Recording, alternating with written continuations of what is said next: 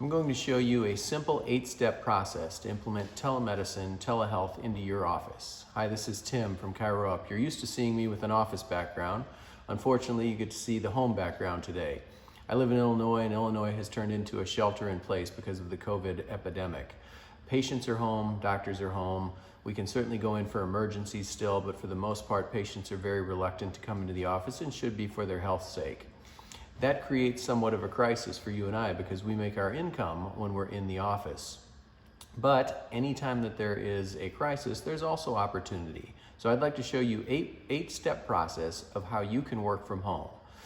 I'll run through this webinar. The first thing that we're going to talk about there are a lot of parameters to think of. Number one, what is telehealth? And there are a couple of different definitions for that, but basically, you're in a different location from the patient, but you're going to continue to be able to provide that patient with some care. The benefit of that is that in the past, our revenue model was the patient had to be in the office and the doctor had to be in the office. And now that's fairly impractical, that patients are not likely to come in and doctors sometimes can't be in the office. So if we implement telehealth where we can work remotely, now it doesn't matter who's in the office, our revenue stream comes back at least to a little bit of a semblance of normal. There are a lot of things to think about when determining are you going to perform telehealth. And one of the bigger questions is, are you going to do synchronous real time or is this going to be an asynchronous store and forward? Right now during the COVID crisis, most any mechanism is going to be allowed, and we'll talk a little bit more about that later. But I would challenge you to use something that you can use long term, because I think one thing that you're going to find is this is a long-term strategy that can be another source of business for you in the long run.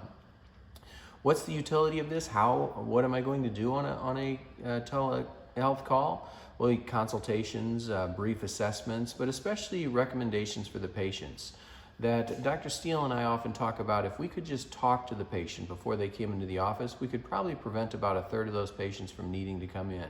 We could change an ADL, we could change their workstation, we could identify a functional deficit like breathing or hip abductor weakness, and we could really help that patient help themselves without necessarily needing us. So there's lots of things that you and I can do to make that happen.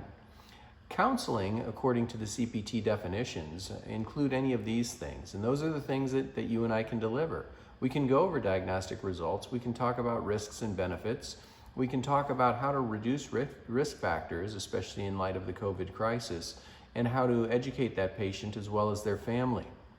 Unfortunately, there are a lot of things that we need to consider to make this work. Number one is, do we comply with federal laws like HIPAA compliance and CMS guidelines? What are our state laws? Because the location of the patient is what's going to determine the state law that's applicable. So what's your scope of practice, and is it reimbursable? And does the insurance carrier have laws that they have to abide by that they reimburse at the same rate? What is your liability coverage? Are you covered? And how do you document bill code? And what's the mechanism of delivery for this process? So we're going to cover all of these considerations in this webinar. We'll start with number one. We need to make sure that it's legal, first of all. Can you do it according to your licensing act? And if you can do it, does it have to be synchronous, meaning a FaceTime type video or a Zoom meeting to where the patient is live, or a telephone and real time? And does it have to be audio and video? Can it be a phone or can it be video as well? Now, some states are allowing some temporary exclusions where you don't necessarily need to meet all of these, but you'll want, again, to develop a system that's sustainable long term. So is it synchronous and is it real time? That includes both audio and video. And then are payers obligated to reimburse for this, and is that reimbursement based upon parity? Meaning that they'd have to pay the same for an ENAM code telehealth-wise as they would face-to-face wise. And then the last question is, can you see new patients via this mechanism? There's a legal opinion, Foley and Lardner, in December 2019, this is information from their website, looked at some of the states and said, these are the states that have coverage laws. As you can see in the United States, most states do have coverage laws. Can it be store and forward, meaning that you are going to hold the information as though it's a text that's stored for a minute and then forwarded back to the patient? Do they have reimbursement laws governing what's going to be paid and what's not going to be paid? And if they have reimbursement laws, is there parity, meaning that those charges are going to be reimbursed at the same level? So this was of December 2019. I suspect many of these things have changed at this point in time, so you'll want to check with your state laws to make sure. Now, regardless of the state law, if you can do it, that doesn't necessarily mean you're going to get paid. So we need to determine from the carriers, calling each of the carriers that you participate with and finding out, can you perform telemedicine? Can you do it for new patients? Does it need to be synchronous real time? Does it have to have audio and video? And what are the reimbursement levels, and are those on par with what you're expected? There are several new codes for telemedicine or telehealth. These are codes that Blue Cross Blue Shield is allowing, 99411, and it's based upon, are you using a telephone or are you using something online digital? Now, online digital would be something like a Zoom meeting or a GoToWebinar, something that allows you to communicate with the patient face-to-face, real-time, with audio and video. And so those are timed codes, which is something important to remember in just a couple of minutes here. The other things that are possible to implement would be your standard E&M codes, that there are time overrides for each of these codes, the 99212 all the way up through 5. And the timed overrides are 10, 15, 25, and 40 as you see. This can include counseling. If your counseling is a larger portion of the visit than your actual examination, then you can use the time override. And certainly with telehealth, you would use the time override. And then lastly, therapeutic exercise. That's something that certainly can be delivered, and it's probably one of the most beneficial things that we can give to our patients at this point in time. The other thing that we'll want to do is make sure that our liability carrier is going to cover us for this, because it is a doctor-patient interaction. We need coverage and we need informed consent. So if you already have that from the patient, that's good. If it's a new patient, you'll need to make sure you get informed consent before you engage in this. NCMIC, our largest carrier, provided us with an opinion. This came directly from them, that yes, you can use alternative methods like telephone and video, but make sure that you try to stay as HIPAA compliant as possible. And so when it comes to HIPAA compliance, the fourth step in this process, there are some fairly strict laws. The good news is that we have options, and we have more options at the moment during the crisis. So secure and HIPAA compliant, HHS defined these services as secure and HIPAA compliant. There are others in addition to that, Zoom included. If you want to know more about what those actual policies are, you can look in the guidebook. So we'll give you a guidebook that goes along with this that lists all the links so that you can read these for yourself, and as they're updated literally on an hour-by-hour basis at this point in time. Fortunately, HHS has made some temporary compliance exceptions for HIPAA laws during this COVID emergency, and one of those last references that I put on there covers the compliance law. They're allowing a little bit greater latitude as far as what things can be used. And as far as those things, you can use a FaceTime, you can use Google Hangouts, Facebook Messenger, not Facebook Live, but Skype or WhatsApp. Those are all allowed underneath HHS policy. Things that you would not want to use would be public-facing live tools. So certainly you wouldn't want to get a patient on Facebook Live and use them as an example of how to do a consult. Those are going to consider to be violations that will be pursued. But right now, HHS has given us a little bit greater latitude. One thing that we will want to do is secure a BAA from the vendors. So if you're working with Zoom, which we use, then they're going to give you a business associate agreement to make sure that you're staying HIPAA compliant. You're going to want to enable your encryption and privacy modes in whatever software you use to the best of that ability. Right now, again, there's a little latitude. And use common sense, that you probably don't want to do this via speakerphone in your living room with other people around, and the patient probably doesn't want to do the same to stay compliant. So let's get to the mechanics of this. How do we get a telehealth call set up in the first place? Well, number one, you as a facility need to determine how long is that call going to be, so that when your staff schedules, they'll have a time parameter.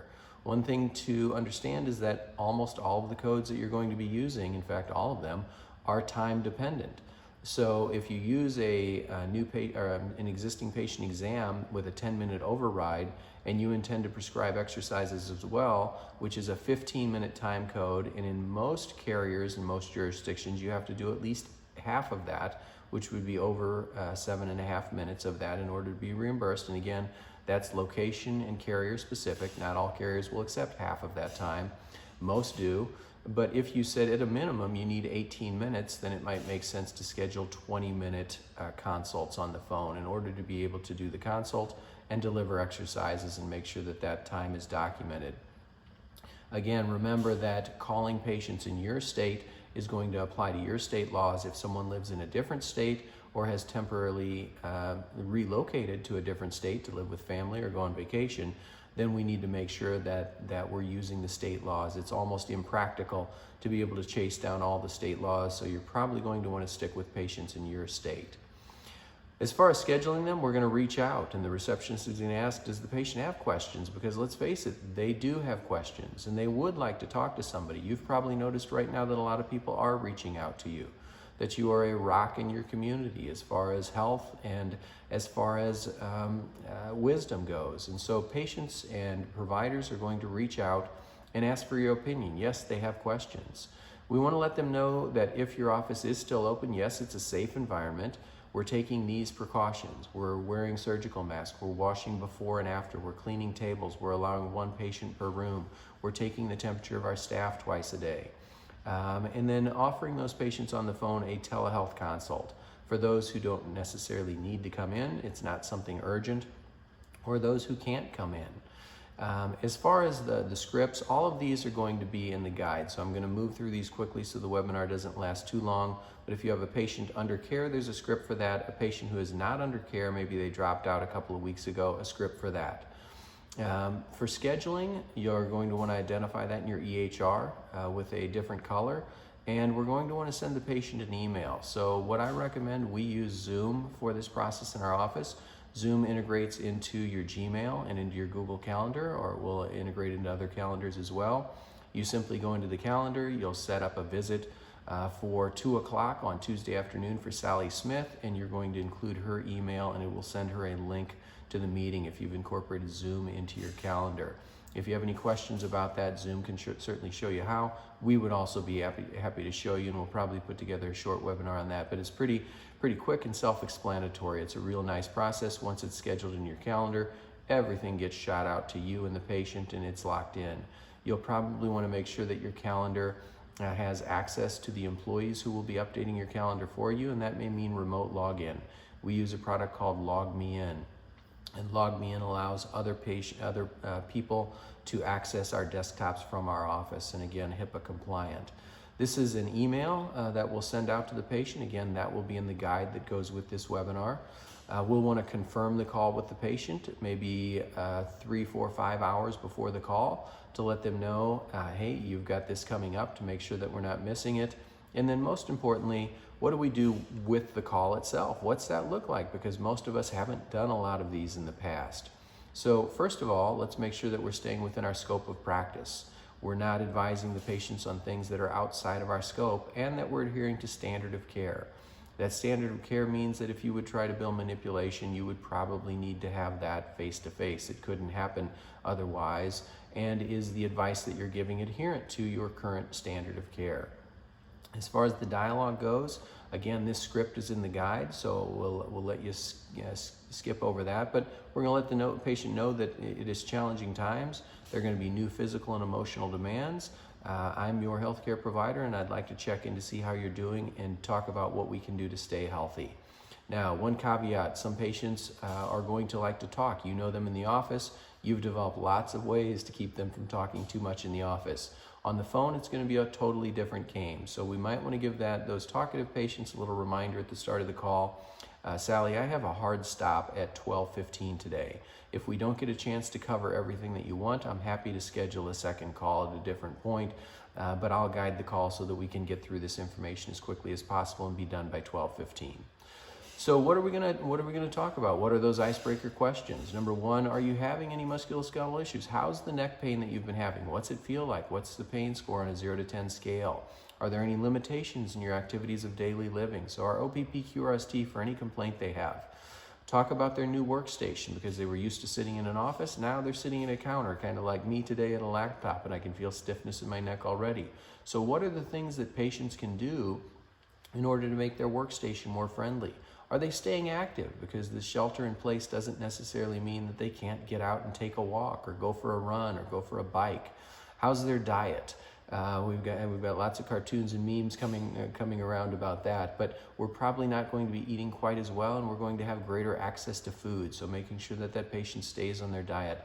And they're certainly going to have questions about their coronavirus defense strategy. What should they do? What should they be looking for? So just knowing the basics of the signs and symptoms, advising the patient to contact their county health department if they do have symptoms and find out where the triage center is.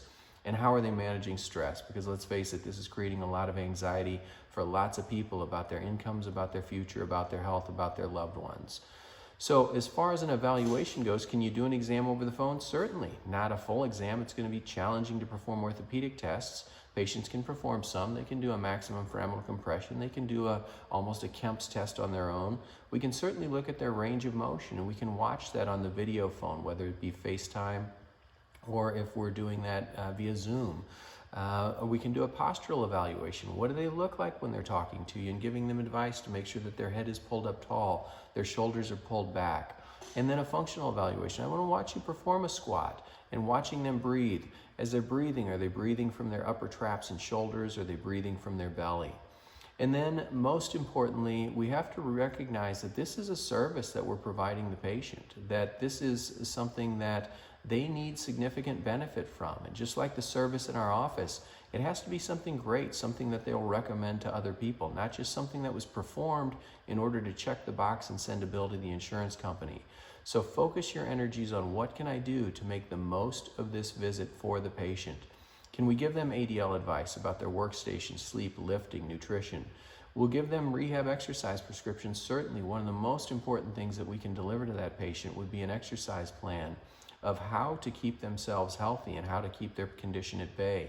They'll be more willing to focus on their exercises. They have more time, they have less distractions, there's not a lot of kids' games going on, so they can do their exercise, and we can reinforce that with them. We can reinforce nutritional recommendations, general health advice, and certainly stress management. ChiroUp has a lot of tools that can help you with this. That we have the coronavirus FAQ workstation recommendations. And if you go into the forms library, which I can show you at the end, you'll be able to find all of those resources. You can attach those to condition reports that are sent to the patient to make it really simple to deliver that information. And certainly we want to make sure they're getting an exercise plan. Again, ChiroUp is making this super simple for you. Once you're doing the consult, while you're doing the consult, you can go into ChiroUp, type in the patient's name, email address, choose their exercises, choose the associated handouts, and shoot that to them while you're doing the call itself, so that that patient has access if they have any questions. And then we can demonstrate exercises. We can watch patients demonstrate their exercises, especially on subsequent visits. That this first telehealth consult is probably more information gathering and prescription. And then later on, we're going to see how's that process going.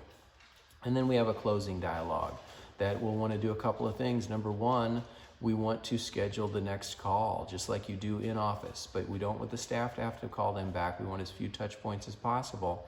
So we're going to schedule that second call right at the time of the visit. Again, this script will be in your packet. And scheduling that follow-up, what are we going to do on the follow-up? We're going to review any new issues, or check out the earlier concerns. How is the neck pain? Is there anything else going on? Yes, I'm getting some back pain now from sitting so much. How are the exercises going? Can you show me how you're doing the levator stretch? Show me your chin retraction exercise, and let's see how you're performing that knee to chest stretch.